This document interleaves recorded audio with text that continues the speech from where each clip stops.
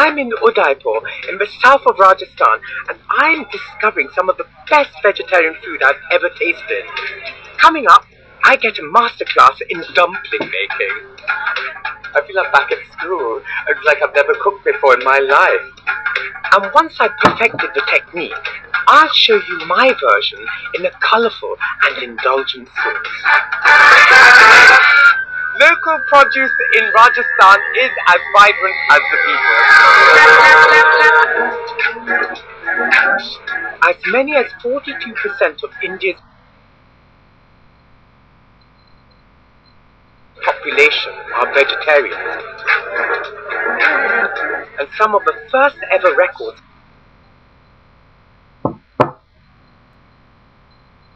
vegetarianism came from ancient India more than 2,500 years ago.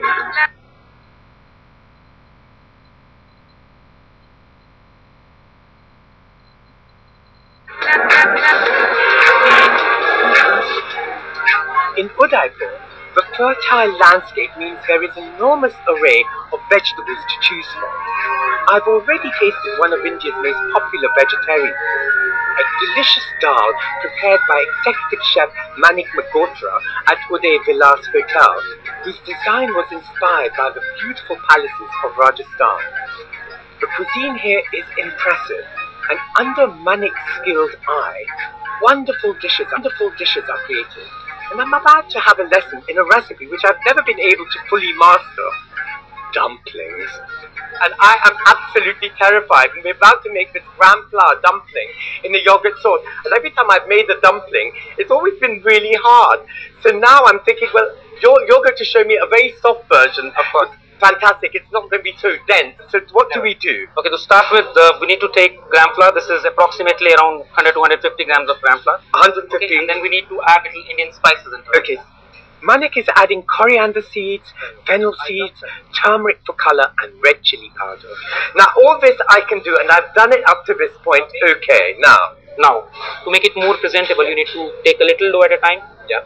Just roll it. This is the bit I always get wrong. Why does my fingers get so mucky and your fingers are clean? Okay, when you take the dough, if it starts sticking to your hand, okay, just the center part, just start rolling it and start rolling it towards your fingers. Right. Okay, if you roll it like your fingers, the dough will start coming back. Oh, right, yes, okay. Of course it does. It comes off. Yes, it comes off. And it sticks back to the main dumpling. Yeah. You can go to the next process, which is poaching these dumplings. Poaching them. Okay, let's do that. I'm getting lots of tips, and this next bit is a crucial stage. Over-poaching can make your dumplings hard. The trick is to put them in a mixture of cold water and whey, then gently bring to the boil. Now you can see these gattas are coming up, they're floating on top. Yes, they are floating on top, so that means they're ready. Do you let them cool before you fry them? Yes. Apart from that getting cool, the water that is on the surface gets absorbed inside. So when you put it in the fryer, it will not... It won't sparkle. Yes, it won't splatter. Yeah. And how long... You just fry them till they go golden brown? Yes. Then it's on to chef's sauce, which is a mixture of whole red chilies, cumin and coriander powder, fennel seeds and onions. And this bit I'm much more confident about. You know what? Every time I smell onions and spices, it's like, oh, it's like being in heaven. And it's just the base for any sort of dish, really. It does. Finally, Chef Manik mixes together gram flour, which is made from chickpeas, yogurt and whey to make a creamy sauce. Then he adds the dumplings. Dumpling sauce, beautiful. Look at those, wonderful. What's so amazing is that you can give everyone the exact amount of ingredients, exact quantity of spices, whatever, and they'll all come up with a different...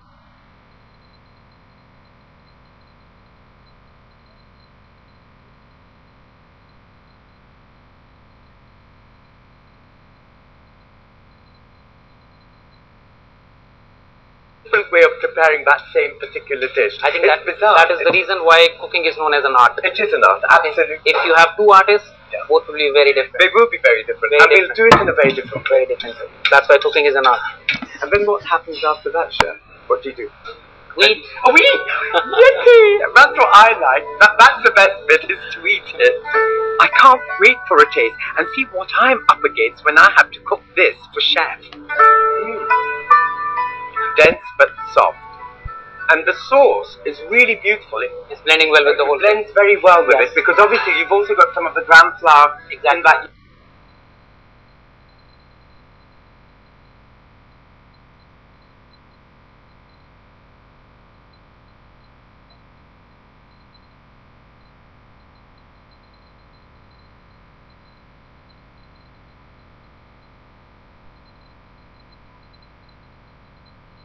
Yogurt. So it's sort of filtered through into the sauce. Exactly.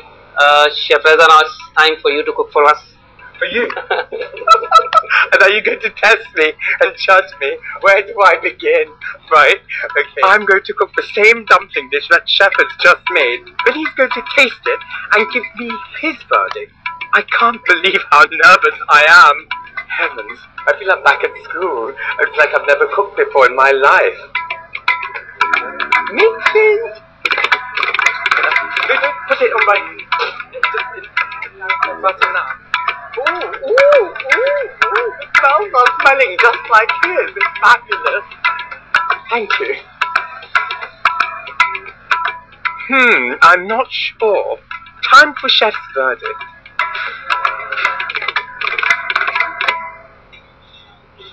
Bit hard for dumplings. A little bit. They're not very hard. They're a bit hard. A bit hard. Oh, right, okay. I didn't quite get it right, but it was definitely better than I expected.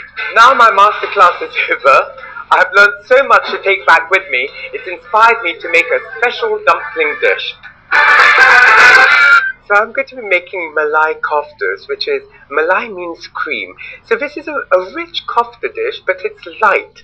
Rich in the sense that it's got dried fruits and nuts as a filling.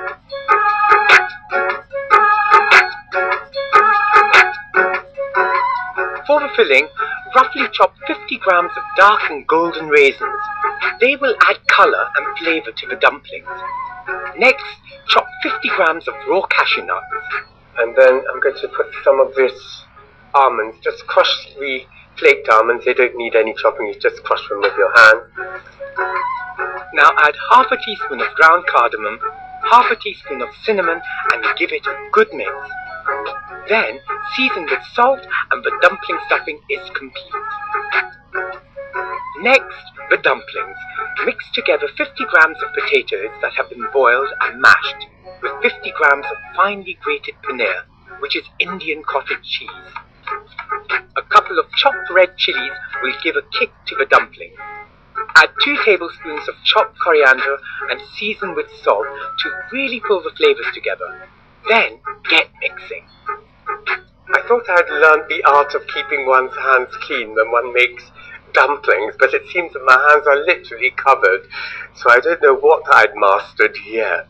Now all we're going to do is just turn them into flat discs like this, and then put a bit of the nuts in the middle, and then you just turn them over so that the nuts get covered by the potato mixture. So I'm going to dust it in with a bit of gram flour.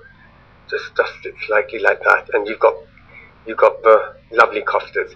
So they'll create a nice crust, and there you have one of the dumplings. People always ask me what is my favorite food, and I always find that such a difficult answer because I love food and I love taste and I love flavors, and whether it's Indian food or Thai food or Middle Eastern food, to me it's about taste and flavors. Once the dumplings are prepared, it's time to move on to the sauce. I've got 3 onions here which have been fried in ghee or in clarified butter, and they've been fried to a golden brown, and then they've been drained and then put into a food processor with a bit of water and made into a sweet paste. So they go into the pan. A teaspoon of chili powder, sprinkling of garam masala, and now in goes the cream and a generous pinch of saffron, and we're going to allow that to cook through, and you can see that the colour from the cream is going to give this lovely yellowy golden colour. And now with that I'm going to put some salt, seasoned salt. When the sauce is ready, reduce the heat and let it simmer. To deep fry the dumplings, heat your oil to 180 degrees centigrade. First one goes in. It's almost like sunset going into that oil. It's bright yellow After 3 minutes, these delightful dumplings are ready to serve. Line the bottom of the bowl with the creamy sauce and place your dumplings on top. Sprinkle with pistachio nuts and some chopped coriander. And there you have it, my mouth-watering Malai Koftas. They're creamy, indulgent, and full of flavor. Vegetarian food is important in Rajasthan, and at Uday Vilas Hotel, I not only tasted some magnificent dishes, I also learnt a lot from Executive Chef Manik about the impact of seasoning the simplest of ingredients. It's been a real voyage of discovery for me, but more than anything, it has reinforced to me that Indians consider their vegetables as their meat, and it shows how creative they are in their cuisine. And because of this, I strongly believe that some of the best vegetarian cuisine in the world is right here in India.